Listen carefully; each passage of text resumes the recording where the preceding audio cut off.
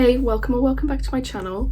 In today's video I'm going to be showing you how to make a shoulder bag or a bag of any size using any hook or any yarn. So this is the bag that I made, as you probably saw in the thumbnail. So it's just a little shoulder bag with some decorations and it's fully lined. So I'm going to be showing you how to add lining to your bag. I thought I'd do this because I had such a great reception on my previous video of how to make a jumper of any size. And I think these customizable tutorials are really good for anyone who needs a little bit of help making the basics. This is definitely a beginner tutorial. You can use anything that you have on hand, so you can use any stitch that you want or any hook that you have lying around, any yarn that you have lying around. Also, sorry for my voice right now, I have a bit of a cold, but I wanted to also say that I did mention this, I think in a community post and also on my Instagram, so if you don't follow me there. I'm moving towards on my YouTube just making more tutorials, sit down, how-to videos rather than vlogs. I find that works better for me, although I do know quite a few people did express that they did enjoy my vlogs. But yes, that's what I'm going to be doing from now on, and I don't have a particular posting schedule, so you can probably tell I just post when I get the opportunity because I do work full-time. But with all that being said and that little disclaimer, let's get on to the video. But before we get into it, I would like to thank the partner of today's video, which is Anna Louisa. I'm so happy to be working with Anna Louisa again, as they make the most beautiful dainty pieces of jewellery. If you haven't heard of Anna Louisa, they're an NYC based jewellery company which focuses on making timeless, classic, tarnish proof designs, from earrings to necklaces, rings and bracelets. I bought my first pair of Anna Louisa earrings about a year ago, and they were the mini huggy hoops in gold, and they're perfect for everyday wear or dressing up an outfit a little bit. They're very subtle but very classy and dainty. Just the perfect size for everyday wear. You don't really have to take them out as they're tarnish proof. And not only am I a big fan of their jewellery, but I'm also a fan of their sustainable and ethical practices. They are climate neutral, and they also score a 4 out of 5 on Good On You, which is a website run by a multidisciplinary team of experts which rate fashion brands based on their ethical and sustainable practices. Anna Louisa sent me 3 super pretty pieces and I can't wait to show you. So starting off with the Anna Gold necklace, it's this dainty chain necklace with these little gold balls, I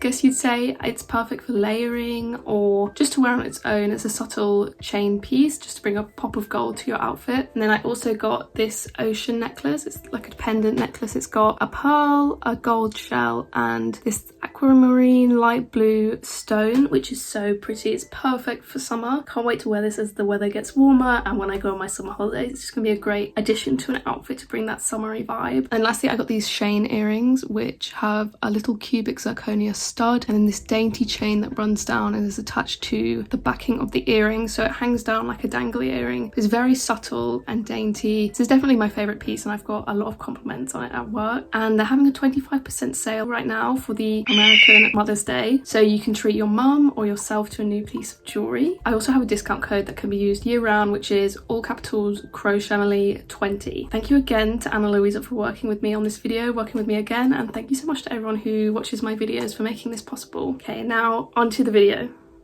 In terms of materials, you're going to need your yarn and a corresponding hook. So this is Paintbox Yarns Acrylic Simply DK in the shade 65. I'll put the name on screen as well. You can use any yarn weight and any hook. You just need to use a hook that corresponds with your yarn weight. So DK, you can use anywhere from a 3.5mm hook to a 5mm hook. For Aaron, that would be a bit bigger. Chunky, that would be bigger. Super chunky, that would be even bigger. And this doesn't affect the pattern, it will just affect the size of your finished bag. So if you use thicker, chunkier yarn, your bag will come out bigger. So as you'll see when we get into the actual tutorial, this can be customized. That's why we've got a tape measure. You can make this bag any size that you want, so you can make it small or as big as you want. And because this tutorial is based on length rather than stitch numbers, so it's completely customizable. As well as that, you're going to need some scissors and some wool needles or darning needles. They're these needles with the big eyes.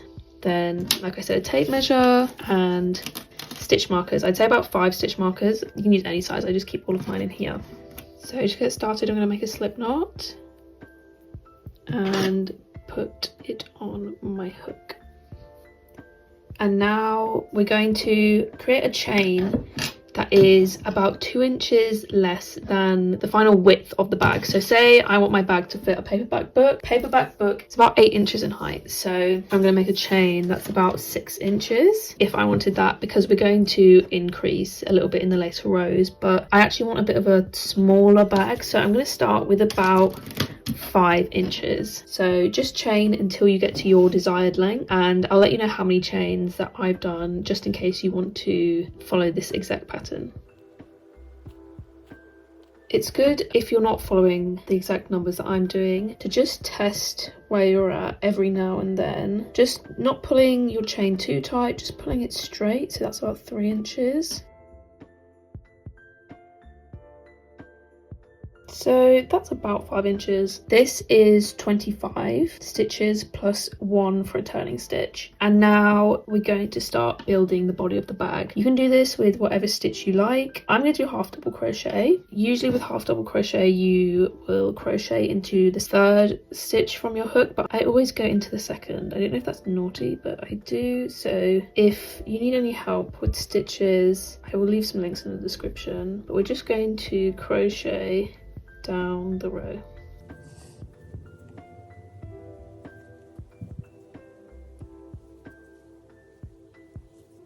As we're approaching the end, this is going to be worked up as one piece, so we're not doing separate panels for each side of the bag. So we're going to be working in continuous rounds. So usually when you're working in rows, at the end of each row you'll finish, chain 1 and turn, but in this we're just going to be working round and round in a circle. There's no connecting, there's no chain 1. Let me just get to the end of this row.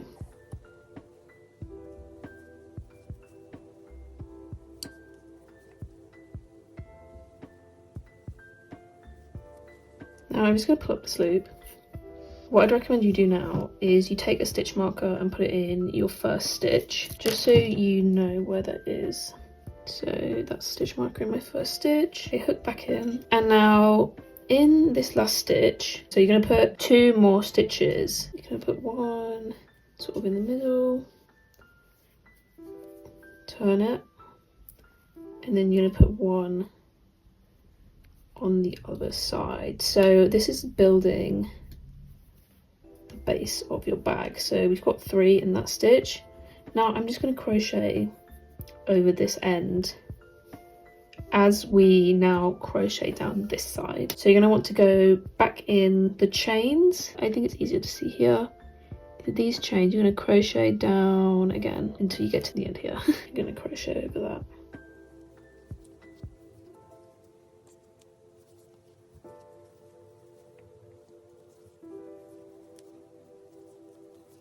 While we're here, these 3 stitches, you're going to want to put a stitch marker in the 1st and the 3rd stitch. Probably best that you do this as you're doing it or right after you've done it. So that's 1, that's my 1st stitch, and that's the 3rd stitch. So just so we can keep a note, with this end, I feel like I've adequately crocheted over it, so I'm just going to pull it tight and trim it and continue my row.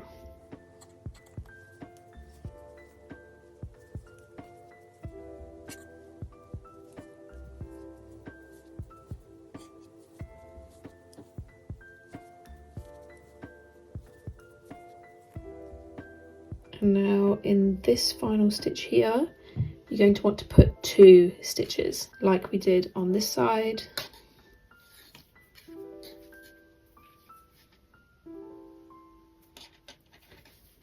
And similar to the other side, put a stitch marker in your 1st stitch, and then this will be classed as your 3rd stitch, except it is technically the 1st stitch that you did. Now for our 2nd row, we're not going to chain 1, we're just going to keep going. So take the stitch marker out and just put 1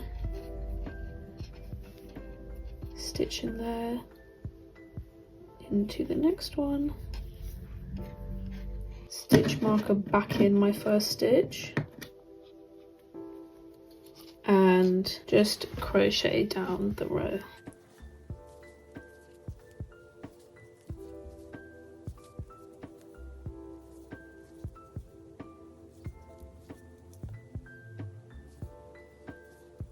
And when you get to your stitch marker on the 1st corner, take it out put 2 stitches in the stitch where you had your stitch marker,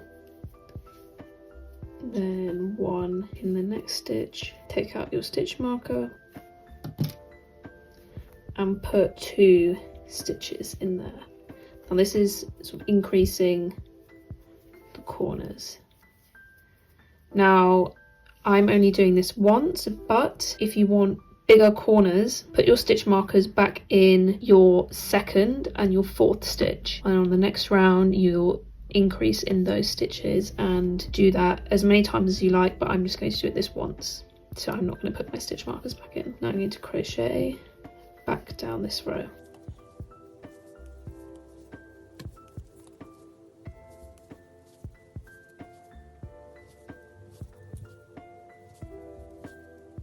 Now again with this side, take out your stitch marker, put 2 stitches in the stitch that was marked, 1 in the next stitch. Now this is my 1st stitch, take that out, 2 in here.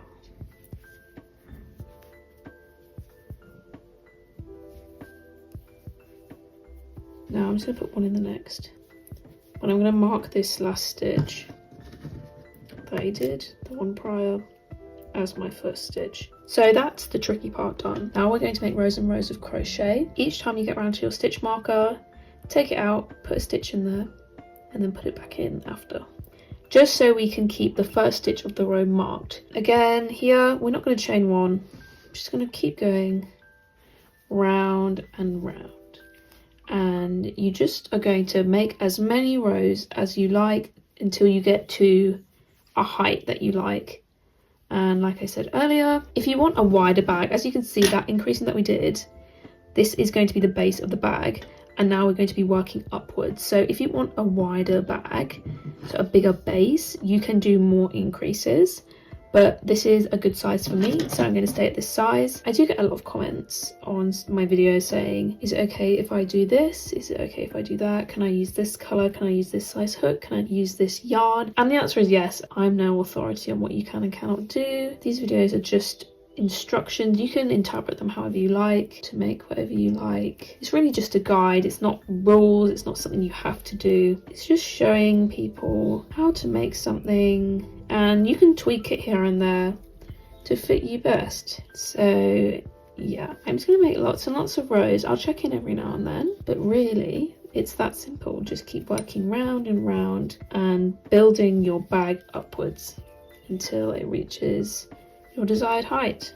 Just to add, as I'm making rows here, by us not increasing and just working round and round, it's going to build upwards. So as you can see, I've done like a little few rows, maybe 2, and you can already see it's starting to curl up. So as I make more rows, it's just going to go upwards instead of outwards as it would if you were increasing. Just as a little explanation for why we're just working round and round in rows. This is where I'm at so far. So I've been making lots of rows of half double crochet. I don't know how many rows. This tutorial is more so based on length, like I said earlier. It's not really specific. You can do as many rows as you want. I'm going to make mine a bit taller. I'm kind of hoping to fit a paperback book in vertically. I'm just going to keep making rows until I reach my desired length, and once we get to the end I'll show you how we're just going to fasten off and start the straps. And then if you just want to make a regular bag, you can end it there, but I'm also going to add lining as well as some little details on the front as decoration.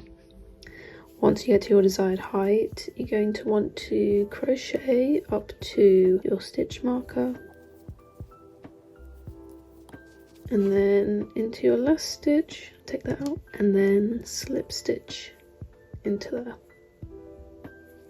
and then pull up the loop and trim the excess, and then weave in this end. So I like to sort of tie this in a knot, so I go through the next stitch, through like that, so it's like a knot, into that one, knot, so it's like a double knot, and then I just weave this end through the back.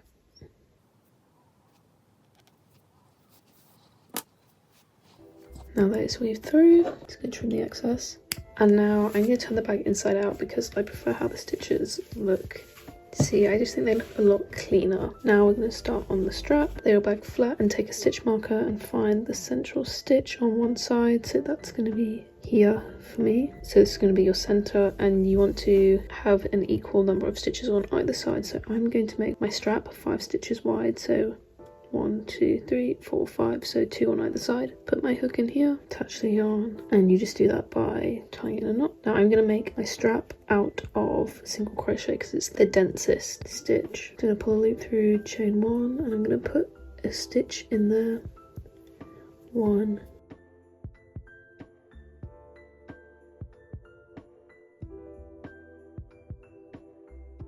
5.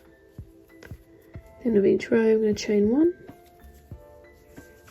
flip, and continue down the row. It's really that simple. So you can make your strap as wide or as thin as you want. You could even, if you're making a smaller bag, you could even do a chain and then slip stitch down that chain to make more of like a rope strap. So, and this is similar to how you did the body of the bag. Just make rows until you reach your desired length. You need to remember that your strap is going to go up and back round, so it's going to take quite a lot of rows, like more rows than you think, but just you can keep testing it out on your arm and flipping it over, or like laying it flat and just laying it over and seeing how it will hang. If it's going to be a bag that carries a lot of weight, I would recommend making your strap as short as possible, just so the strap doesn't stretch a lot. The shorter the strap, the less it will stretch. So I'm just going to keep making rows and I'll come back once I've got my desired length. So I've finished my strap now. For the video's sake, it's about 21 inches, and for anyone wanting to know the measurements of the bag, this is about 7.5 and this is 7. So now we're going to attach the strap to the other side of the bag, and you can do this by sewing it or by crocheting. On the other side, I'm going to want to find my middle stitch, this one, and I'm going to turn the bag inside out again, make sure that my strap isn't twisted, and now I'm going to join these together. So I'm going to put my hook in here and through the back loop of this stitch. Like the other side, we're going to work 2 stitches either side of this middle stitch so that it's equal on both sides, but we're going to join just in the back loop. Okay, and we're going to just slip stitch them together. So you just pull through both and then go in the back loop and the back loop again and slip stitch.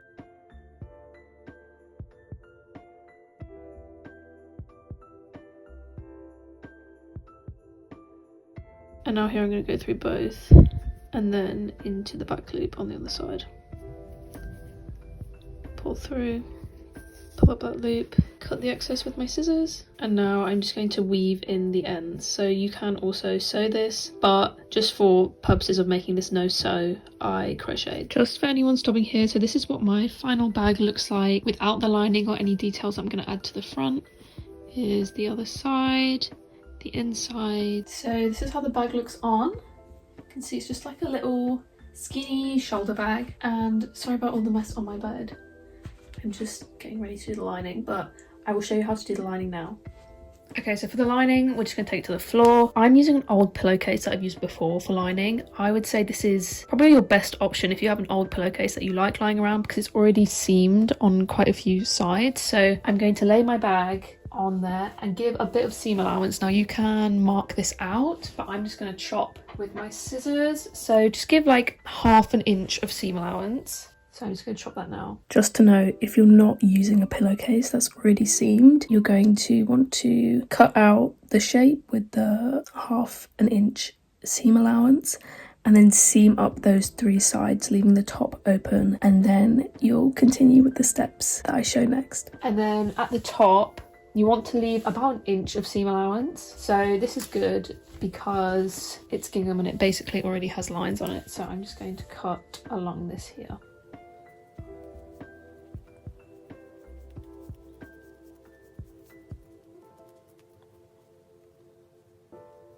Okay, that's a bit like really not clean. Sorry to any sewers watching. So I'm gonna do a running stitch up here just to join that.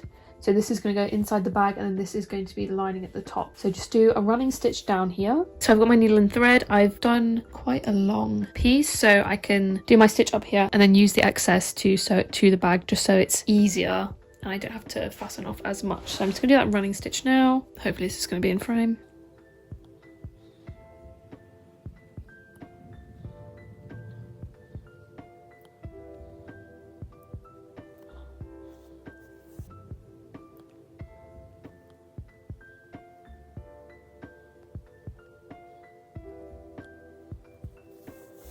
Okay, and just sew until you've got like about ½ an inch. As you can see, this is not perfect. It's not like super straight, but now I'm gonna get my bag and I'm just going to slide this in to the bag. It should poke out, and then you've got the inside lining. So you've got the nice bit on the inside, and now you're going to want to fold down this top bit. Sorry, it's a bit fiddly. So you've got sort of that raw edge folded in, and you're going to want to pin it down. So I'm just taking some normal flathead sewing pins, pinning it in. Like, I'm not a sewer, but I like can sew a bit. So just want to fold it so it's not peeking out the top. So make sure it's folded as evenly as you possibly can. It, like I always say, it does not have to be perfect, although you may be a bit of a perfectionist, so you might want to do this a few times till you get it right. So now your lining is pinned into your bag. Okay, and now I'm going to whip stitch it to the bag. It's not going to look perfect. Okay, this is a very amateur tutorial, honestly. Okay, by whip stitch, I mean just go in to your lining. Don't go all the way through and just go, as in don't go all the way through your bag, just go up and through. So through the lining and then up and through on the inside. So through the lining and then up through the crochet. Hopefully just the more I show, the more explanatory it is. So it's just up through your lining and then through the bag, but you're not going all the way through. It's sort of just grabbing a bit, so there is no evidence of the thread on this side. You're just catching the inside of your stitches.